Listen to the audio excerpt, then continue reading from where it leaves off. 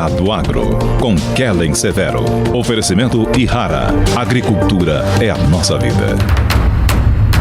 Ihara. Consórcio Nacional Valtra. Seu sucesso em nossos planos.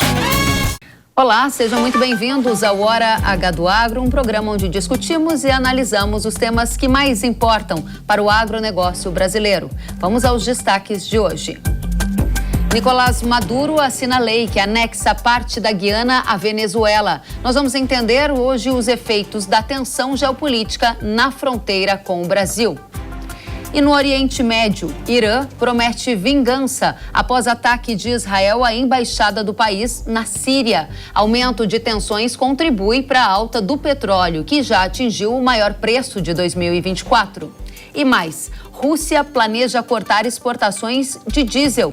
No Brasil, as interferências políticas na Petrobras e o rumo dos preços dos combustíveis estarão em análise aqui no programa. Você vai ver também que nos Estados Unidos, regras para uso da água podem fazer propriedades rurais fecharem as portas. E tem ainda os detalhes da resolução do Banco Central que autorizou a renegociação de dívidas dos produtores rurais em diferentes estados brasileiros. Tem tudo isso, tem muito mais no Hora H do Agro, que já está no ar. O ditador Nicolás Maduro, presidente venezuelano, promulgou nesta semana uma lei que anexa parte da Guiana à Venezuela. A chamada Lei Orgânica para a Defesa de Essequibo cria o estado da Guiana Essequiba dentro da organização política e territorial da Venezuela. Durante a cerimônia de assinatura, Maduro destacou que a decisão foi ratificada pelo Supremo Tribunal de Justiça do país e aprovada pela maioria da população em referendo. Já o presidente da Guiana declarou que a anexação de parte do país é ilegal e disse que não vai permitir que isto aconteça. Vale a gente lembrar aqui que em dezembro do ano passado, a Venezuela realizou um plebiscito sobre a anexação de 70% da Guiana, que, segundo o ditador Maduro, foi aprovado por mais de 95% da população. Naquela época, Maduro também chegou a postar no Twitter um mapa da Venezuela com a inclusão do território da Guiana, que, segundo ele, seria levado a todas as escolas, universidades e estabelecimentos públicos.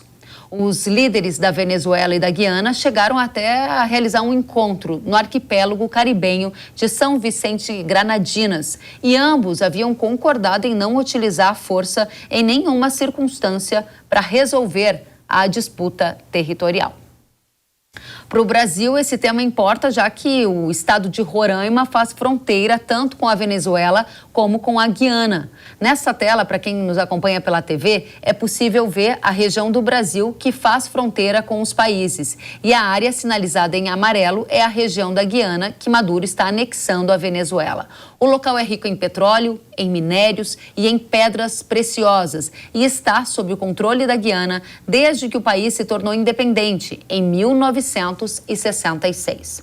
Para o agronegócio, o tema é relevante, porque Roraima é considerado uma das últimas fronteiras agrícolas do Brasil, local onde a produção agro ainda pode se expandir mais. A região hoje já produz principalmente soja, milho e arroz. A gente vai analisar os efeitos dessa questão geopolítica aqui na nossa vizinhança com o Carlo Cauti, que é professor de Relações Internacionais do IBMEC. Professor, seja muito bem-vindo. Muito boa tarde, muito obrigado pelo convite. Obrigada pela presença. E a primeira questão é: o risco de uma guerra em plena fronteira com o Brasil aumentou com essa lei de anexação de parte da Guiana pela Venezuela? Kellen, essa decisão, essa promulgação dessa lei é mais um aspecto político do que militar, porque a Venezuela não tem a capacidade de invadir a Guiana, pelo menos nesse momento, por uma questão geográfica. O território entre a Venezuela e a Guiana, um território muito complicado, montanhas cobertas de florestas, então é difícil passar, por exemplo, carros blindados nesse território, e em uma eventual invasão, então, teria só duas opções. Uma invasão marítima, também extremamente complexa, operações de invasões anfíbias são as operações mais complexas de qualquer guerra, ou outra opção seria passar através do território brasileiro, o território de Roraima. E, obviamente, o Brasil já deixou bem claro que não vai aceitar uma passagem em seu território de tropas venezuelanas. Então, essa provocação por parte de Maduro é mais uma manobra política em perspectiva das eleições que vão ocorrer nesse ano. Maduro é extremamente impopular no país e uma das últimas possibilidades que ele tem para ganhar um pouco mais de popularidade entre os venezuelanos é retomar essa reivindicação histórica nesse pedaço da Guiana, que lembramos, esta é uma reivindicação não apenas da ditadura de esquerda de Maduro, mas do povo venezuelano como um todo. A própria oposição ao governo Maduro apoia essa reivindicação, não os métodos, não a forma, mas sim a substância, ou seja, que aquele território é, sim, para a oposição venezuelana, parte da Venezuela. Então, é uma situação muito complicada, porque mesmo que mude o governo da Venezuela, esse problema, essa disputa vai continuar existindo. Agora, esta semana teve esse evento novo ligado a esta lei, né? Eu chamei de evento, mas é mais um passo nesta direção da anexação do território, conforme você disse. Professor, qual é a importância que a gente deve dar a esse fato, já que, tratando-se de geopolítica, os eventos eles vão acontecendo aos poucos e, de repente, uma nova situação se concretiza. Qual é a relevância dele no marco dessa semana? Pois é, né, Kelly? Como você justamente falou, na geopolítica os eventos vão acontecendo de forma, às vezes, inesperada ou pouco observada e depois acontecem de um momento para o outro. Guerra da Ucrânia, por exemplo. Quem imaginaria, em meados de 2021, que em fevereiro de 2022 a Rússia invadiria a Ucrânia, né? Então, pode sim acontecer algo do tipo com a Venezuela, se, por exemplo, a Venezuela receber uma ajuda substanciosa de seus aliados históricos, da China, por exemplo, da Rússia, do Irã, que forneceriam para a Venezuela instrumentos militares adequados, por exemplo, helicópteros, porque a Venezuela tem uma força aérea muito fraca, muito pequena e também com pouco treinamento para os seus pilotos e pouquíssimos aviões e helicópteros funcionantes, e também armas e munições, mas até mesmo gasolina, né? Porque, Kelly, a gente tem que lembrar que a Venezuela é um dos maiores produtores do mundo de petróleo, mas ela também sofre de sérias escassez de todo e qualquer produto, inclusive de combustíveis, por exemplo, para a aviação, entre outras coisas. Então, sim, tudo pode acontecer. Se Maduro, por exemplo, se encontrar numa situação de risco de perder o poder, poderia usar a cartada, poderia usar esta opção de invadir a Guiana como última forma de se manter no comando do país. Mas, de novo, do ponto de vista prático, é muito, muito difícil que isso aconteça, porque as Forças Armadas venezuelanas hoje não são capazes de levar adiante uma invasão em larga escala, mesmo de um território tão pequeno como o território da Guiana. Só para ver se eu entendi claramente, esse movimento mais agressivo, o movimento militar da Venezuela em direção à Guiana, para que ele se concretize, é preciso de ajuda estrangeira. E o senhor você citou Irã, China e Rússia. Esses países, eles estão envolvidos com questões ali na sua própria vizinhança, né? Será que seria uma prioridade para esses países dar algum tipo de apoio para esse movimento militar da Venezuela?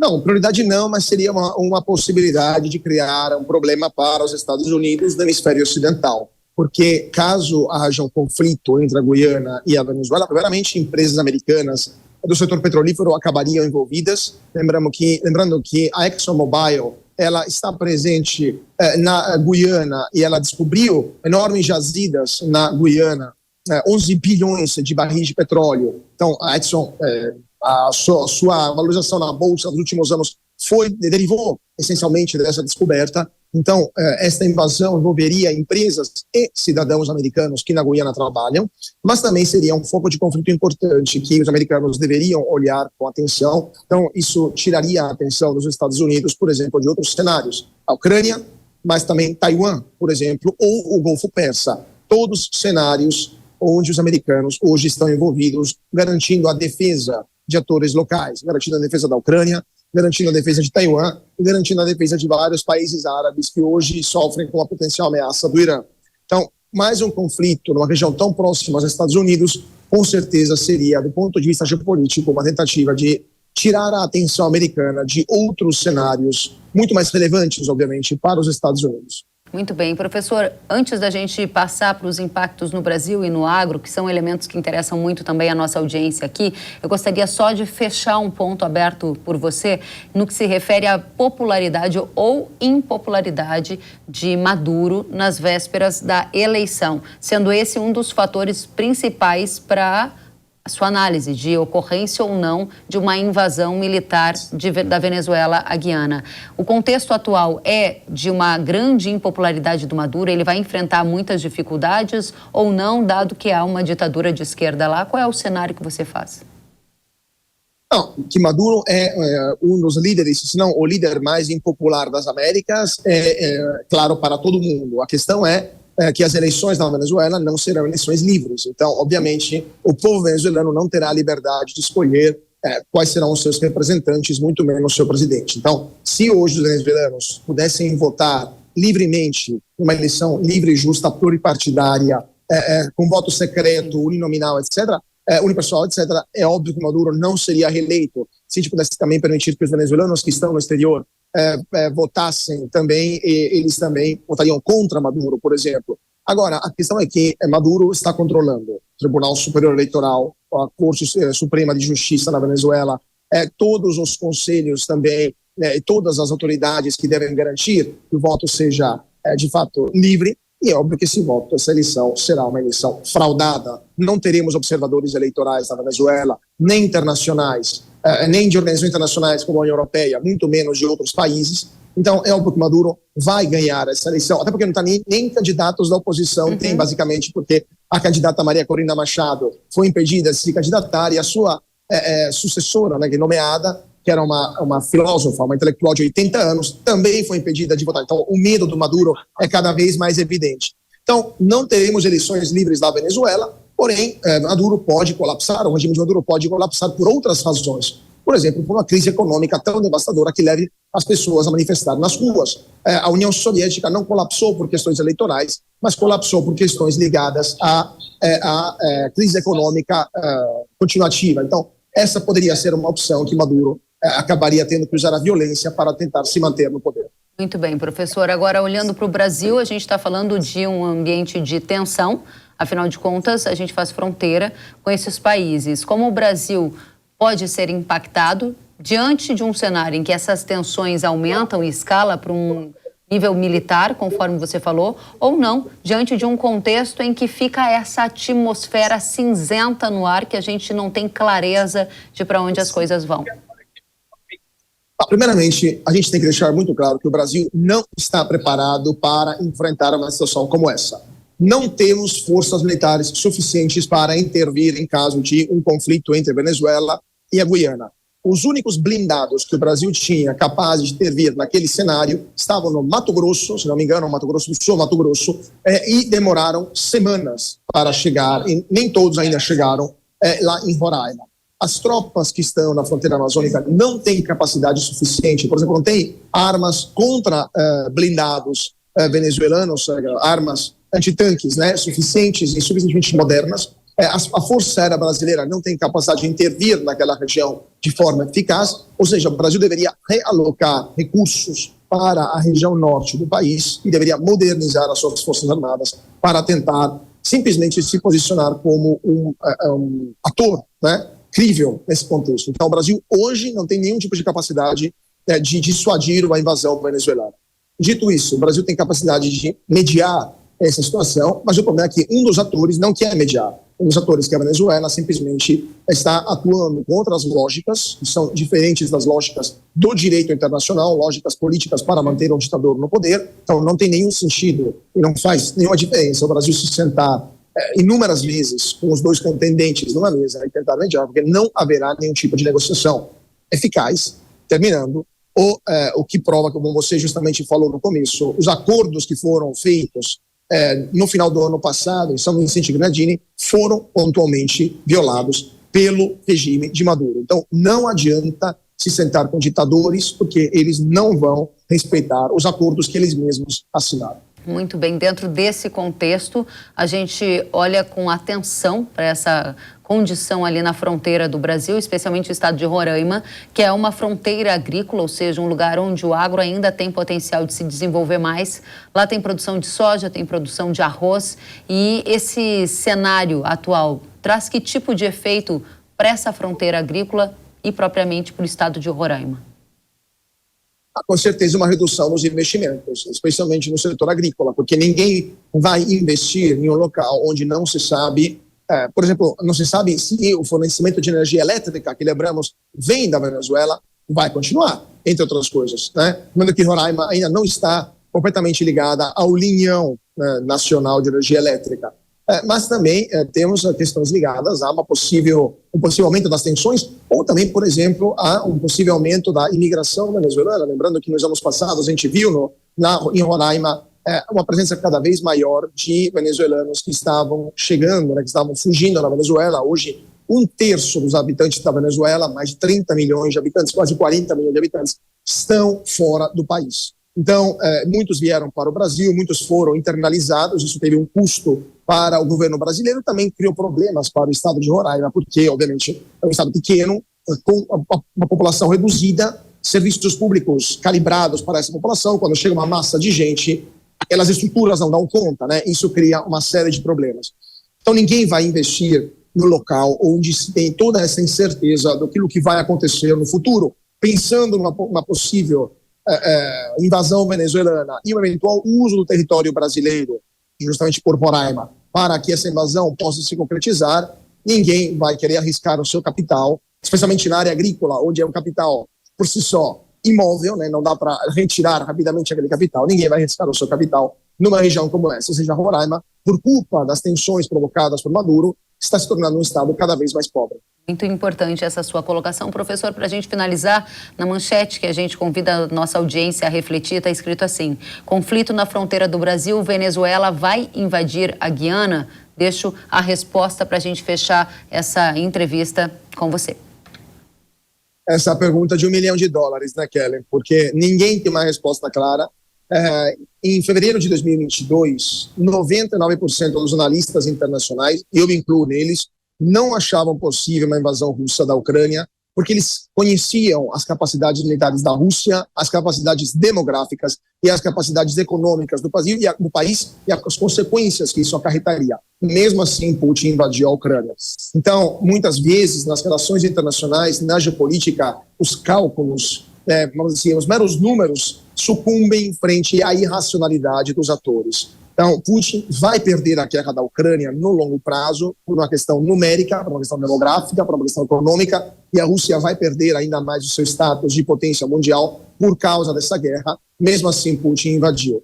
Não podemos excluir que Maduro, mesmo não tendo capacidades militares, mesmo tendo uma economia em frangalhos, mesmo não tendo capacidades sequer diplomáticas ou políticas para levar adiante esse conflito, possa invadir a Guiana para tentar se manter no poder. Então, a irracionalidade, muitas vezes, ganha dos cálculos nas relações internacionais.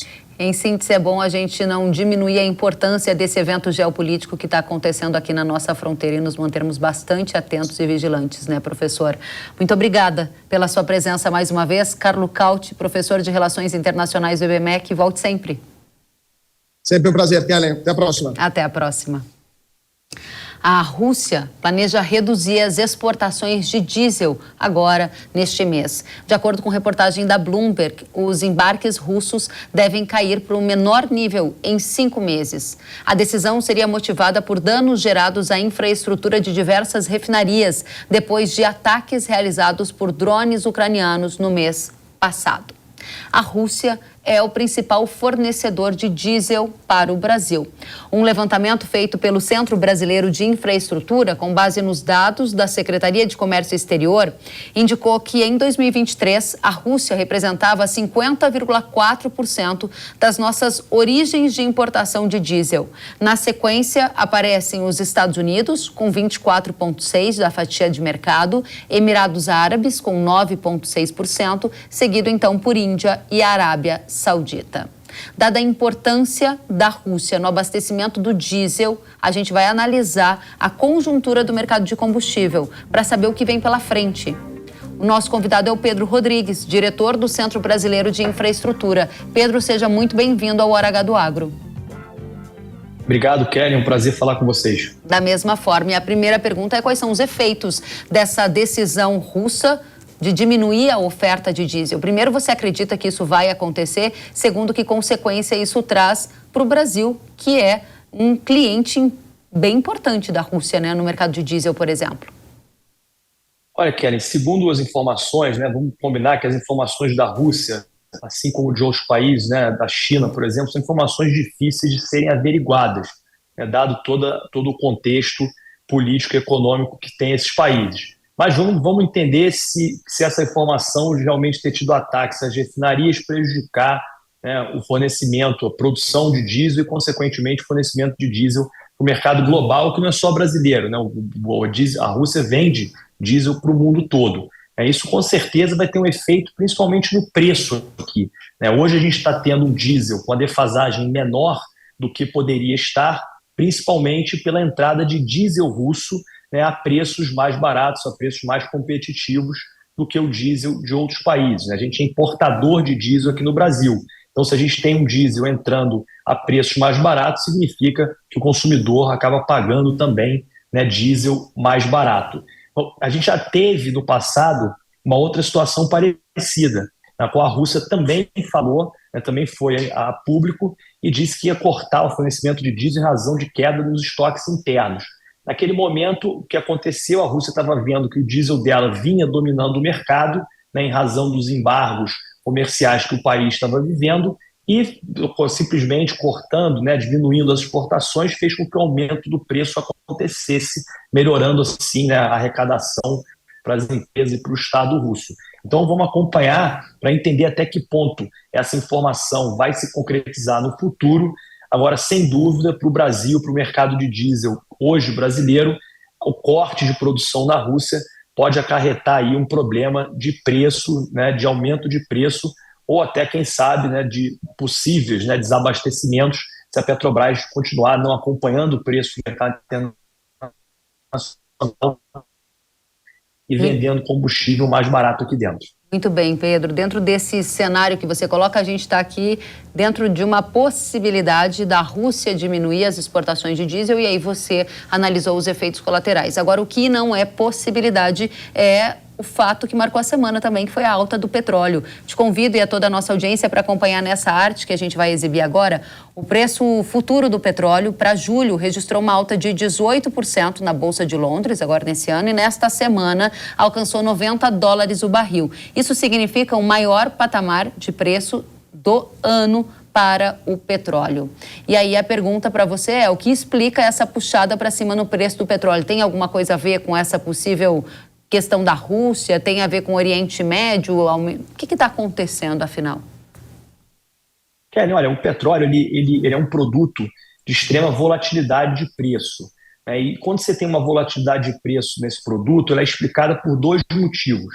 O primeiro são os fatores exógenos da indústria, né? Aqueles fatores externos, que é basicamente o que está acontecendo hoje. Você tem uma situação de incerteza muito grande, né? Não só com a guerra da Rússia e a Ucrânia, mas principalmente com as tensões que vêm aumentando, né, na guerra, ali nos conflitos, não vou nem chamar de guerra, mas nos conflitos que acontecem no Oriente Médio, né? E esses fatores exógenos são refletidos em preço, porque são refletidos em risco para a indústria do petróleo, dado que o Oriente Médio é um polo, né, um local que tem tensões geopolíticas constantes, que é importante para a indústria do petróleo. Então, quando essas tensões aumentam, aumenta o risco, logo aumenta o preço. E existem também fatores endógenos da indústria, né, que são fatores de dentro da própria indústria. Então você tem desde possíveis cortes de produção da OPEP, retomada de crescimento dos países, o que faz com que a demanda por petróleo, que muitos acharam que ia chegar num pico lá em 2019, venha se mantendo crescente, né, alcançando no ano passado o pico de consumo diário de barris. Então esses dois fatores são o que explicam, nesse ponto, na minha opinião, mais ainda os fatores exógenos, né, a questão do conflito, das tensões, que explicam a alta do barril no mercado internacional. É uma tendência continuar a subir? Olha, eu não diria que é uma tendência, né? De novo, é óbvio que os conflitos podem acabar, né, as tensões podem diminuir, Porque a gente, como eu coloquei, o produto petróleo é de extrema volatilidade. Então a gente vê hoje, né, eu aqui no CBE, nós trabalhamos com uma média de $85 por barril durante o ano de 2024. Porém, isso é uma média, né? Muito difícil a gente dizer no curto prazo se esse preço vai para 95, volta para 80. Quer dizer, a gente não tem, eu brinco que essa pergunta é a pergunta de $1 bilhão, né? Porque a gente não consegue prever se amanhã vai ter um atentado, se a guerra vai se alongar ou se os países vão ter booms de crescimento. Mas aí mais ainda os fatores exógenos, como eu coloquei, são fatores muito imprevisíveis para a gente colocar na conta e saber se essa tendência ela vai se manter pelos próximos meses ou se o barril vai entrar em preço de equilíbrio. Muito bem, agora o que a gente tem de fato concreto é a alta do petróleo, que aconteceu agora nesses últimos dias, e também um dólar acima de 5. Esses dois fatores conjugados, em tese, eles favorecem um preço mais alto para combustíveis como o diesel, combustível que é mais usado no agro brasileiro. A pergunta é, também difícil, a Petrobras, pressionada a reajustar os combustíveis, vai aumentar o preço do diesel para seguir o mercado ou vai haver um controle de preços, mantendo o diesel num patamar mais baixo? Olha, Kellen, no passado, né, quando a Petrobras seguia o preço de paridade de importação, a gente podia dizer que o crescente aumento da defasagem que a gente viu nos últimos meses, nas últimas semanas, a tendência era que a Petrobras iria fazer um reajuste de preço, nesse caso, para cima. Eu gosto de falar que nesse caso, por quê? Porque quando você pratica a paridade de preço internacional, o consumidor, né, o agricultor, aquele consumidor de diesel pode olhar essa tendência e falar, olha, eu posso subir de alguma maneira, me precaver, né, posso esperar que vai haver aquele aumento ou uma redução de preço. Nessa nova política da Petrobras, na qual a PPI foi ignorada e as variáveis, né, dessa nova política comercial são muito obscuras e incalculáveis do ponto de vista de quantitativo, né, difícil a gente dizer quantitativamente para onde vai, é difícil também a gente dizer se a companhia vai aumentar o preço ou reduzir. O fato da vida é que hoje a defasagem está muito alta, principalmente na gasolina, exatamente pelo motivo que você colocou, o aumento do preço do barril do petróleo e o aumento do câmbio.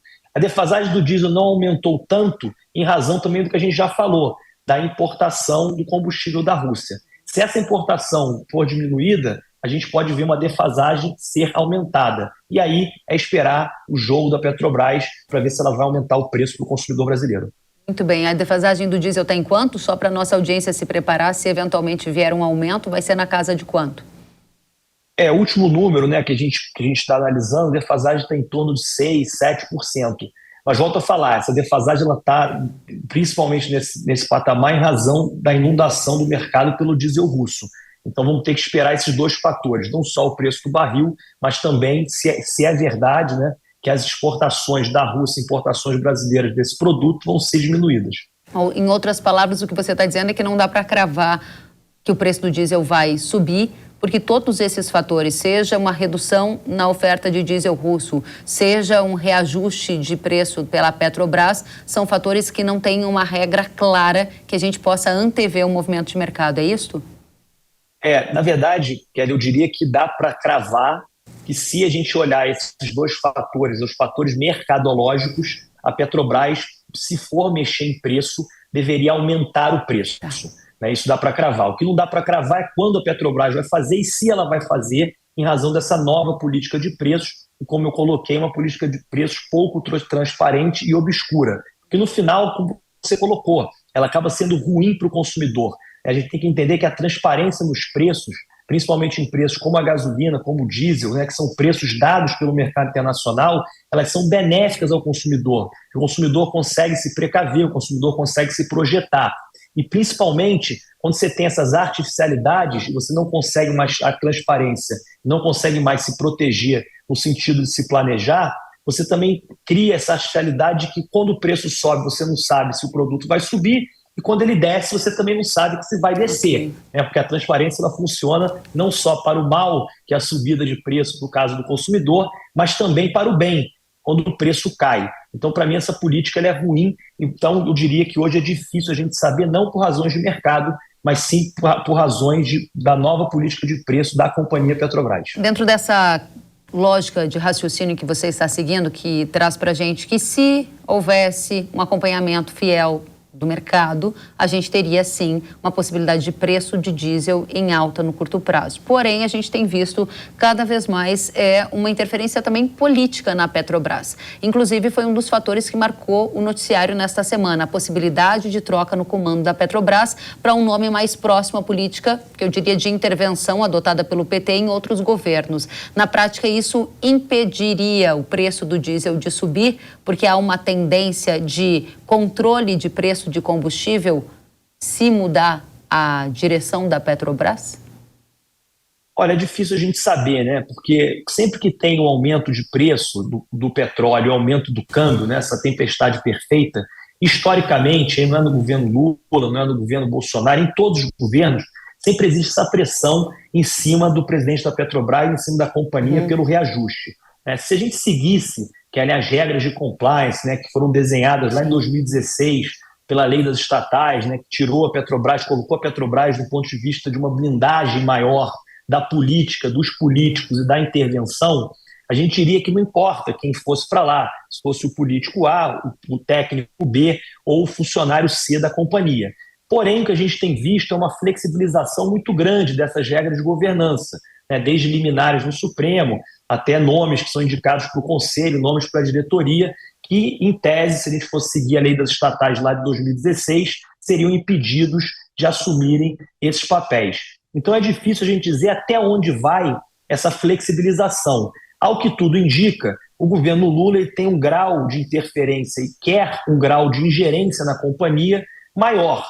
Agora, se isso vai acontecer e se o preço vai ser represado e até quando, é muito difícil a gente falar. Eu não acho, né, exatamente por essas regras, que a gente chegue ao limite do que aconteceu no governo da ex-presidente Dilma, onde a Petrobras represou os preços de tal forma que chegou a ter uma dívida de 100 bilhões de dólares, né, a maior dívida corporativa do mundo, quase levando a empresa à falência em razão dessa artificialidade de preços. Eu acho que hoje o cenário não é esse, mas vamos acompanhar qual é o grau de interferência e se essa interferência vai acontecer caso troque o presidente ou com o presidente Jean Paul Prat, que lá está até agora, né? Muito bem. Pedro, eu vou pedir para você aguardar alguns segundos, que a gente vai lá para o Oriente Médio trazer umas atualizações e eu volto para a sua última análise aqui conosco nesse painel. Um minutinho só. É porque o Irã prometeu revidar o ataque de Israel que atingiu o consulado do país na Síria.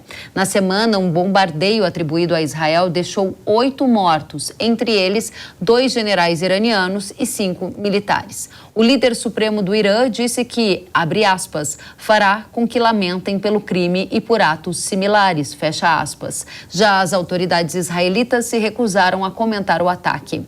A escalada das tensões acontece na mesma semana em que o conflito na região completa 6 meses de duração e renova o receio de que a guerra Israel-Hamas possa resultar num conflito regional. O Irã foi acusado de fornecer armas ao grupo rebelde Hamas no ataque a Israel em 7 de outubro do ano passado. Pedro, eu volto com você e pergunto como as tensões envolvendo o Irã podem afetar o preço do petróleo e o mercado de combustível aqui no Brasil no curto prazo. Ele vai tornando, né, essa guerra entre Israel e Hamas cada vez mais parecida com a guerra do Yom Kippur, né, que levou a um choque do petróleo. Porque o conflito entre Israel e Hamas ele é basicamente bem conhecido, né, e os países são países que não têm assim, uma preponderância, apesar de estarem no Oriente Médio, para a indústria do petróleo. Quando envolve o Irã, né, e outros países árabes que têm uma preponderância maior na indústria, e principalmente em razão do poder bélico do Irã, né, a gente fica mais preocupado, porque aí sim pode respingar num conflito maior, né, e conflito esse envolvendo países que são relevantes para o mercado de petróleo. Haja visto o que aconteceu na Rússia. Né, a Ucrânia não é um país relevante para a indústria do petróleo, porém a Rússia é. Em razão da guerra, a gente teve um remeleixo, né, uma confusão no mercado, principalmente em relação a preço, embargos e por aí vai. Então o envolvimento do Irã é sim o que causa a maior tensão e o que explica, de certa maneira, o que a gente estava falando anteriormente e esse pico de 90 dólares que chegou o preço do barril do petróleo. Se esse conflito se aumentar, aí fica cada vez mais difícil a gente prever para onde vai o preço. Né? Vai depender muito do tamanho desse aumento e quanto vai aumentar e o quanto vai ser afetada a indústria do petróleo pela guerra que está acontecendo.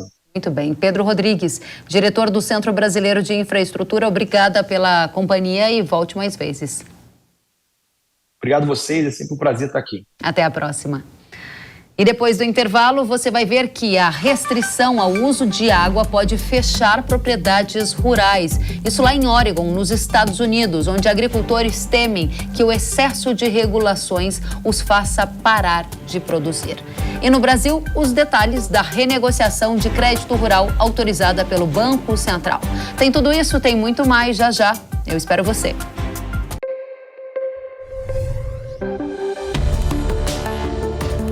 O agro, setor que movimenta a economia brasileira, gerando renda, emprego e oportunidades para toda a população. Hora H do Agro, com Kellen Severo. Ferrugem, mancha-alvo, antracnose, oídio e anomalia da soja são grandes ameaças à produtividade, mas elas não resistem à força da solução inovadora da Irrara. Agora é com Sugoi, o avassalador, o fungicida que traz a praticidade do protetor na fórmula, com o máximo poder da tripla ação contra as doenças da soja. Sugoi é da Irrara. Apenas o receituário agronômico. Consulte sempre um engenheiro agronômico. Olá, galera, aqui é Zico. Eu tenho a dica certa para você que não leva apenas sua carga, mas impulsiona o progresso. O consórcio MAGE Volkswagen Caminhões e Ônibus é ideal para ter seu caminhão novo, aumentar ou renovar a sua frota. Zero de entrada, parcelas a partir de R$ 2.800 e aqui o cartão vermelho é para os juros. Consórcio MAGE Volkswagen Caminhões e Ônibus, a estrada da conquista começa aqui. Sabia que o Brasil é um dos maiores produtores de soja e milho no mundo? Esse mercado movimenta mais de 70 bilhões de dólares anualmente e tem muitas oportunidades. Com o curso de comercialização de soja e milho da NIL, você aprende a negociar preços em bolsas internacionais e proteger seu capital. O professor João Birkan tem mais de 60 anos de experiência e vai te ensinar como ganhar dinheiro no agronegócio. Quero garantir uma taxa melhor do dólar para daqui a 12 meses. Esse curso é ideal para você que quer trabalhar com trading de soja e milho no mercado financeiro e para você que é produtor e quer potencializar os lucros com sua safra. Ingresse no setor que mais cresce no Brasil. Acesse nilcursos.com.br e inscreva-se.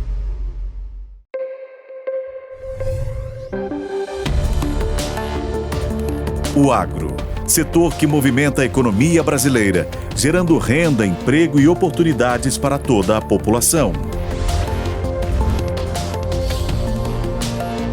Hora H do Agro, com Kellen Severo. Volta com Hora H do Agro, aqui na Jovem Pan News. Nos Estados Unidos, produtores rurais afirmam que há uma tentativa do governo de fechar pequenas propriedades rurais com base em regras sobre o uso da água no estado de Oregon, por exemplo. Vamos conferir. No YouTube, o dono de um rancho nos Estados Unidos, Charlie Hunkin, gravou um desabafo em que afirma que agricultores familiares estão sendo pressionados pelo estado do Oregon com regras mais rígidas sobre o uso da água, considerado um bem público. O estado do Oregon fechou efetivamente hortas e pequenas fazendas em larga escala. Eles estão, na verdade, enviando cartas de suspensão das atividades às fazendas. Eles usam tecnologia de satélite para encontrar suas vítimas e, em seguida, enviam essas cartas dizendo que você não pode operar. Estão fazendo isso em nome da conservação da água e proteção dos lençóis freáticos. O vídeo tem mais de 2 milhões de visualizações e aponta que o excesso de burocracia pode levar ao fechamento de propriedades rurais. A agência de notícias do estado do Oregon contou em reportagem a história de Cristina Del Campo, uma agricultora familiar que recebeu uma carta do Departamento de Recursos Hídricos dizendo que ela não poderia irrigar a produção agrícola sem possuir o direito do uso da água. Segundo a agricultora, a abordagem que o estado está fazendo é uma ameaça a pequenas propriedades rurais produtoras de alimentos. O Departamento de Águas do Oregon nega que queira fechar fazendas. Em um comunicado, confirmou que enviou cartas a agricultores que não estavam em conformidade com a licença de uso da água, mas negou que o documento seja uma ordem para fechar fazendas ou interromper atividades agrícolas. A associação que representa os agricultores do Oregon disse que o estado regula fortemente a indústria agrícola, a tal ponto que muitas operações não conseguem permanecer viáveis. Vamos a esse assunto com Daniel Vargas, coordenador do Laboratório de Bioeconomia da FGV. Seja muito bem-vindo, professor Daniel. Olá, Kelly. Prazer voltar a falar com vocês. Da mesma forma, e a pergunta é o que está acontecendo nos Estados Unidos, porque a regulação do uso da água em Oregon, por lá, é tão importante de ser observada com atenção. Eu vejo um pedido de socorro de alguns agricultores ali temendo o fechamento das suas propriedades rurais. É verdade, Kelly. A legislação de regulação do uso da água em Oregon é bastante antiga, do início do século XX. O que tem acontecido nos últimos anos é um movimento de alerta e de preocupação disseminada com o risco de erosão dos lençóis freáticos. A partir disso, o legislador de Oregon tem reinterpretado as suas regras para torná-las, digamos assim, mais exigentes. Entre as mudanças que estão sendo feitas por esse novo critério de interpretação, está de um lado a exigência de que os produtores que utilizem de algum modo a irrigação solicitem alguma licença para o direito de uso da água. A verdade, no entanto, é que esse é um sistema muito caro, muito exigente, com regras novas e que naturalmente afasta alguns produtores. E segundo, exigindo também que, especialmente pecuaristas, estabeleçam a infraestrutura de escoamento dos dejetos, o que é estimado em um custo que é maior do que $100 mil. E quando nós combinamos esses dois conjuntos de exigências, que tratam a agricultores que usam água para produzir alimentos, ou pecuaristas, ou granjas, ou produtores de ovelhas, que cultivam essa atividade para sobreviver, o que nós estamos vendo é a imposição de um conjunto de restrições econômicas que naturalmente ameaçam o funcionamento dessas atividades. O grande, como é de praxe, dilui o preço nas suas atividades. O pequeno fica embarreirado no cartório burocrático estabelecido pelas regras ambientais. Por isso, o desabafo, seja daquele proprietário de um rancho, seja da moça que foi alvo de uma reportagem lá em Oregon, dizendo que as regras estavam tão burocráticas e tão cheias de dificuldades para o uso da água, que em alguns casos a propriedade rural não consegue manter o seu comércio, a sua produção de alimentos e aí eventualmente precisa fechar as portas. É esse cenário que está acontecendo? Isso é algo novo, professor? Esse alerta ele é importante, Kelly, porque uma norma e o seu sentido não é dado apenas pelo texto, mas pelo seu significado na realidade. E o que está acontecendo em Oregon, no fundo, é um script que nós já conhecemos de outros carnavais. Primeiro, se começa com uma ameaça de cataclismo, uma síndrome do medo, que dá origem, especialmente nos setores de classe média urbana, a um lobby ambiental regulatório. E na hora que essa demanda regulatória é executada, ela elege um adversário preferencial, o produtor de alimentos. Então, mudam-se as roupas do problema, mas o seu corpo é mantido igual. Todo problema ambiental, em última análise, acaba sendo traduzido em restrições econômicas que elegem como inimigo preferencial o produtor de alimentos. E é curioso, Kelly, que é como se apenas pelo fato de se tocar a terra para produzir o alimento, agora o produtor passa a ser visto como uma espécie de ameaça à humanidade. E é para conter o risco de a sua ação, de o seu gesto, provocar alguma erosão no meio ambiente ou no uso da água, que se impõem essas restrições que condicionam a atividade econômica a uma pré-aprovação do Estado ou a uma certificação de alguma organização social.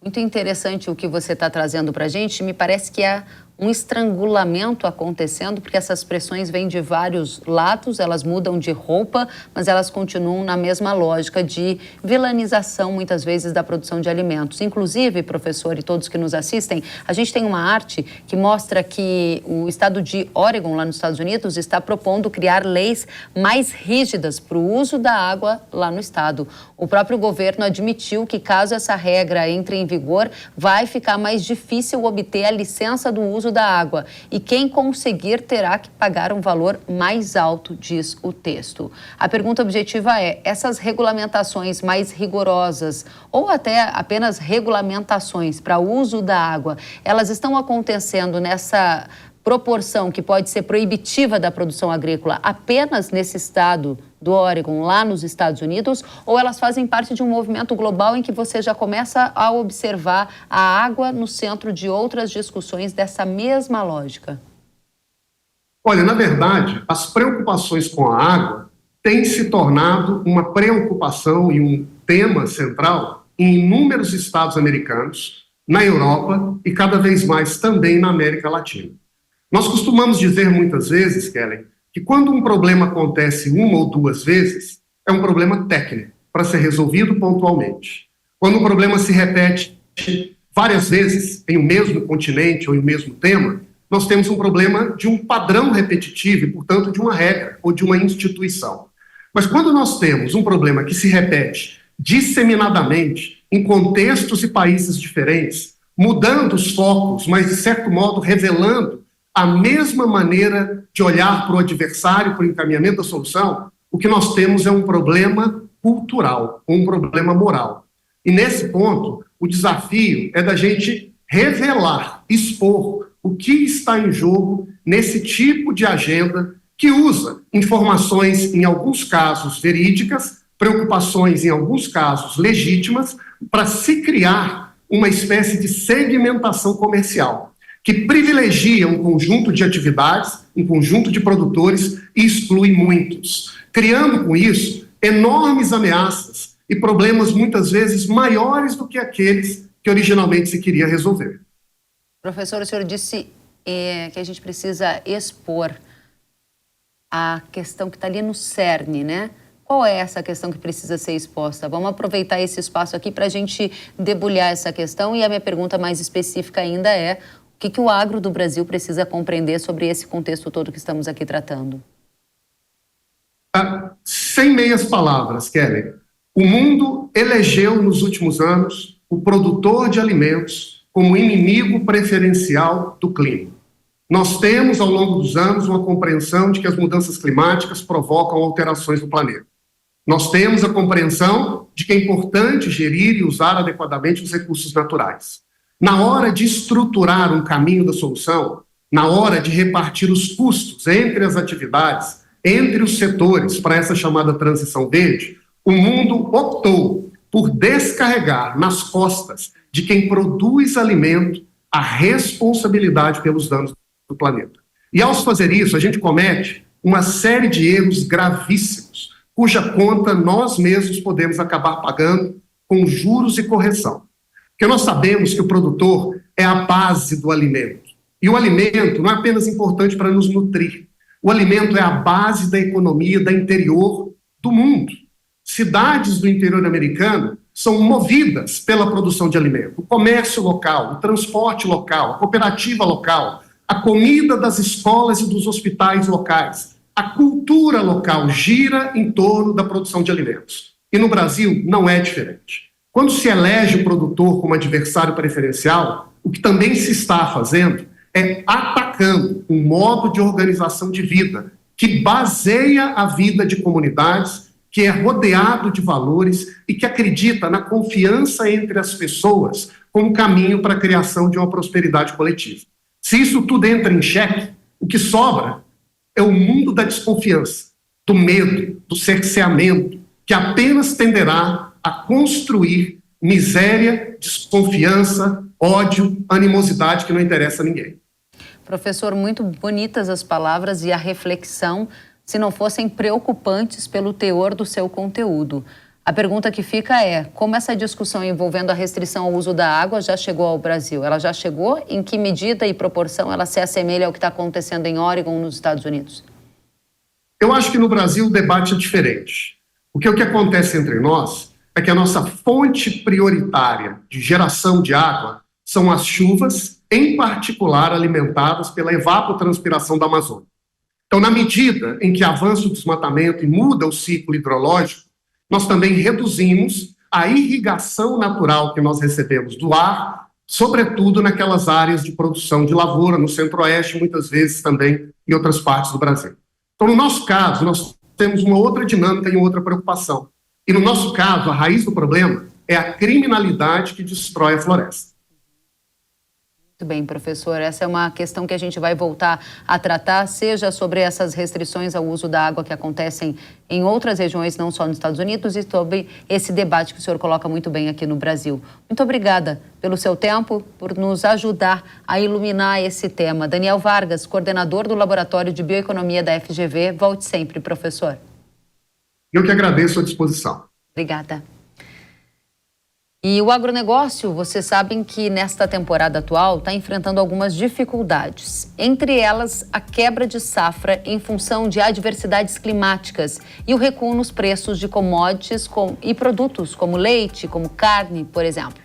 A situação gerou problemas financeiros em diferentes regiões do país.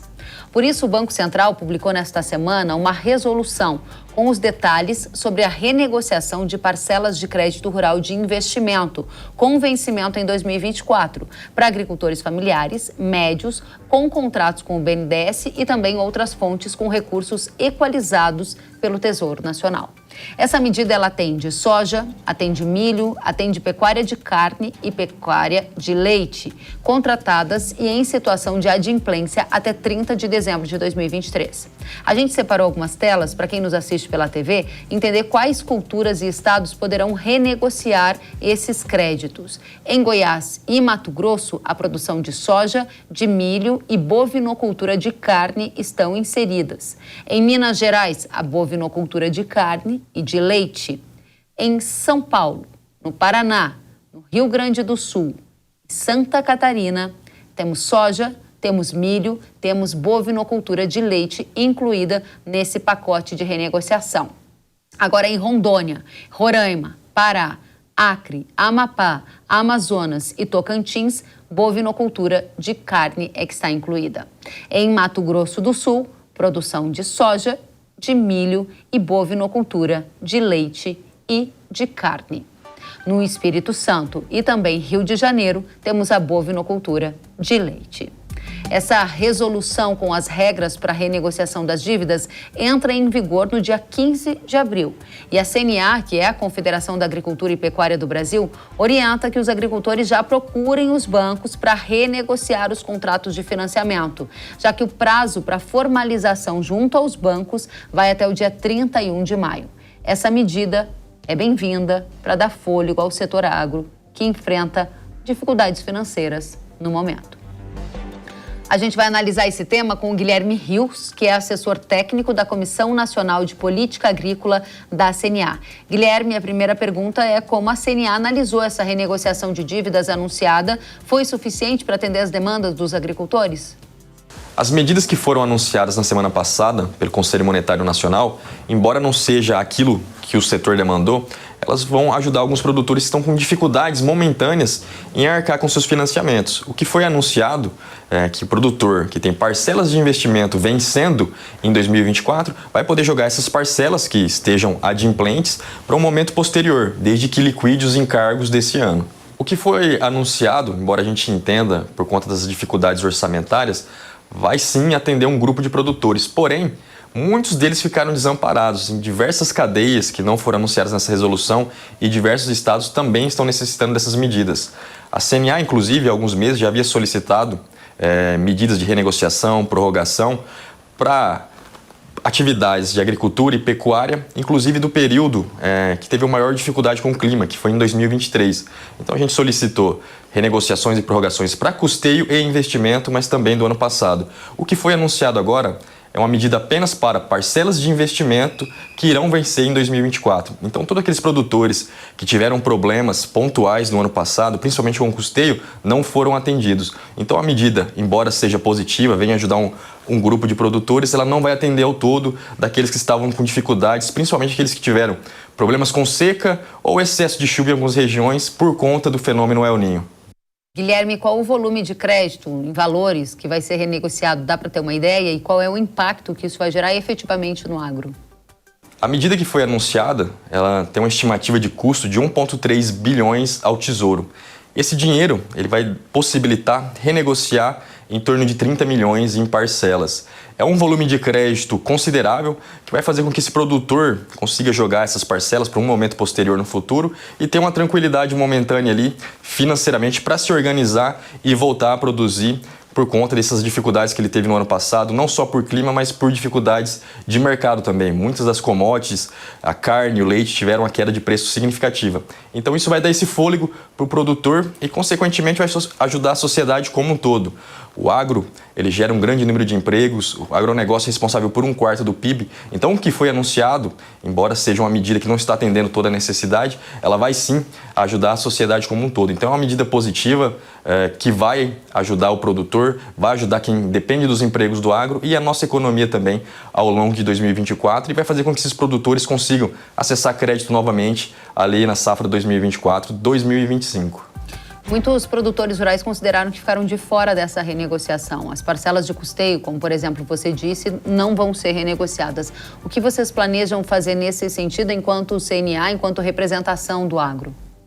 A CNA, junto com as federações, agora depois desse anúncio, vai trabalhar em novas medidas para conseguir atender de fato todos os produtores que foram afetados. Nós já estávamos há alguns meses alinhando com o governo quais seriam as medidas necessárias e agora que a gente não teve o pleno atendimento, vamos trabalhar com as federações estaduais de agricultura e outras entidades para conseguir o atendimento também de operações de custeio, inclusive de 2023, e aqueles de investimento que não foram anunciados nessa medida. Então a gente continua aí trabalhando para que o produtor seja de fato atendido, tenha aí esse suporte do governo para poder conseguir atravessar esse momento de dificuldade. Uma vez que a gente já tem previsão de impactos negativos do Laninha, que vai vir nos próximos meses. Então, esse suporte para o produtor agora vai ajudar com certeza. Além de, claro, fortalecer a gestão de risco, como o seguro rural, que no ano passado foi bem deficitário, inclusive é uma das causas desses pedidos de renegociação e prorrogação, porque os produtores não contaram com o seguro, não tiveram nenhum tipo de suporte contra o clima ou queda de preço e agora está dependendo de renegociações e prorrogações. Então a gente vai trabalhar para conseguir todo esse suporte extra para que o produtor consiga ali produzindo alimentos e garantindo a nossa segurança alimentar, não só aqui do Brasil, mas também de boa parte do mundo. Guilherme Rios, assessor técnico da Comissão Nacional de Política Agrícola, da CNA, que é a Confederação da Agricultura e Pecuária do Brasil. E nesta semana, o Departamento de Agricultura dos Estados Unidos informou que a gripe aviária foi detectada pela primeira vez em rebanhos leiteiros em Idaho e Novo México. A gente lembra que o vírus também foi identificado em bovinos leiteiros do Texas, Kansas e Michigan e em amostras de leite não pasteurizado. Já o Centro Americano de Controle e Prevenção de Doenças informou que uma pessoa foi infectada com o vírus da gripe aviária após a exposição a vacas que estavam supostamente infectadas com a doença. Esse aumento de casos de gripe aviária acontece em um momento em que a maior empresa produtora de ovos dos Estados Unidos anunciou que uma granja no Texas teve registro de gripe aviária. Neste caso, foi necessário abater mais de 1,5 milhão de galinhas poedeiras e 337 mil frangos. A produção na instalação foi temporariamente interrompida. O Brasil segue livre de gripe aviária em plantéis comerciais. E agora eu tenho um recado para você. Chegou a hora de libertar o potencial máximo da sua lavoura de soja com o herbicida pré-emergente Yamato, da Ihara. Imagine uma lavoura livre da mato competição, que suga a energia da sua soja e sem preocupações com resistência. Com o Yamato, isto é possível. Desenvolvido com uma nova tecnologia, o Yamato atua antes mesmo das plantas daninhas aparecerem, mantendo a sua soja limpa e pronta para render mais. E sabe o que é melhor?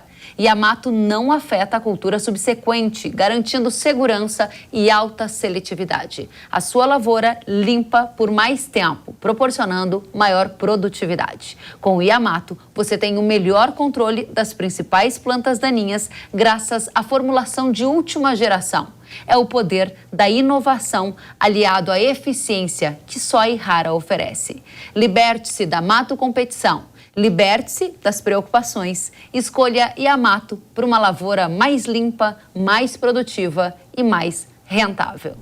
O Hora H do Agro de hoje fica por aqui. A gente se encontra na próxima semana. Até lá. Tchau, tchau.